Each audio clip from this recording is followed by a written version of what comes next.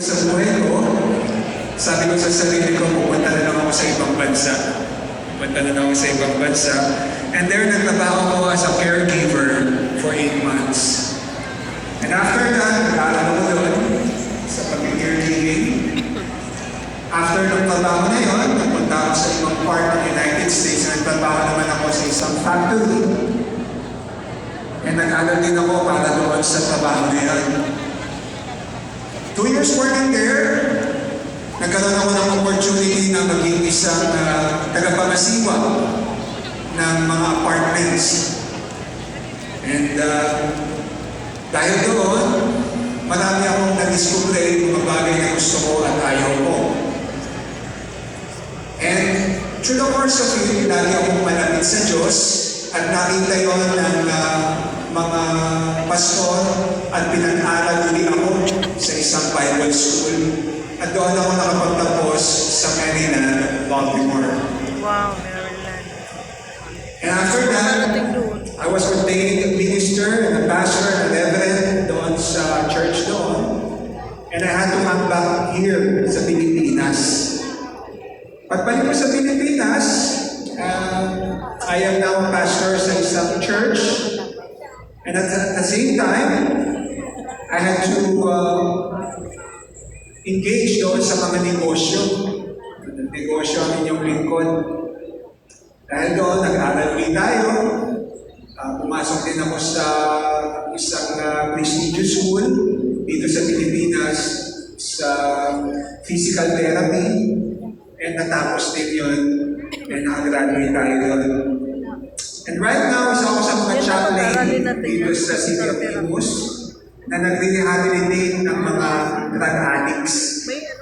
I just came from there, papunta rito, and natutuwa ako dahil lumabas yung mga drug test results and all of them came out negative. Talagang naging matagumpay doon.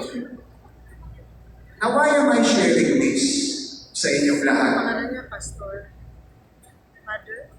I want you to understand na ang pag-aaral is an integral part ng pagtatagumpay ng isang tao. You have decided to study again, and now, nakagraduate kayo. And rest assured that these things that you have done ay magbubukas sa inyo ng maraming opportunity. If you are gonna look out there, kung titignan mo ang kalangitan, napakalawak nito. Kung titignan mo ang buong mundo, napakaraming pwedeng madiskubre. You know what I have discovered? Kung titingin ka sa loob mo, kung titingin ka sa sarili mo, kung hindi ka titigil na hanapin mo ang iyong kakayanan, mga talento at mga pwede mong gawin, malalaman mo na napakayaman ng iyong pagkatao. Lahat kayo sa pamamagitan ng mga talento at kaalaman na nasa inyong lahat ay magbubukas ng maraming oportunidad sa inyong buhay. As it is written in the Holy Scriptures, kahit anuman ang masutuan mo na gawin sa iyong buhay, ibuhos mo ang iyong lakas. Dahil wala ng panahon, kundi ngayon para gumawa ang tao. Again, congratulations sa inyo at naniniwala ako sa salita ng Diyos na lahat kayo ay kanyang pinagpala. Kaya sabihin mo sa katabi mo, friend, kahit saan ang lukatingnan, napakahusay mo. Palakpakan natin ang bawat isa. Again, congratulations. Tayo ay mananalangin. Let us all stand at hingin natin ang blessing of the Lord. Let us pray. Heavenly Father, who made the heavens and the earth and have endowed many gifts to your children. Maraming salamat sa iyo for bringing up this time to celebrate God, what we have accomplished. Maraming salamat dahil sa pamamagitan mo. Ikaw ang naggagabay sa iyong mga anak. Kaya ang hiling ko sa iyo, Panginoon, buksan mo ang pintuan ng langit para buksan sa kanila ang maraming pagkakataon na magbabago ng kanilang buhay patungo sa pag-asenso o tagumpay.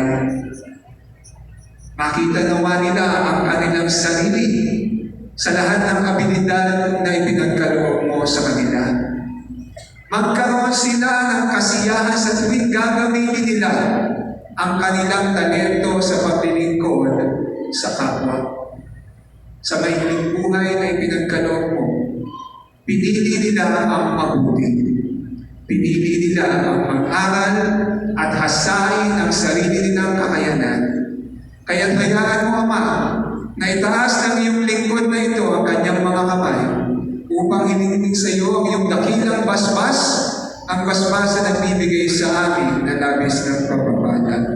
Tagabi natin lahat. Now the grace of our Lord Jesus Christ and the love of God and fellowship and communion with the Holy Spirit abide with you all forever and ever.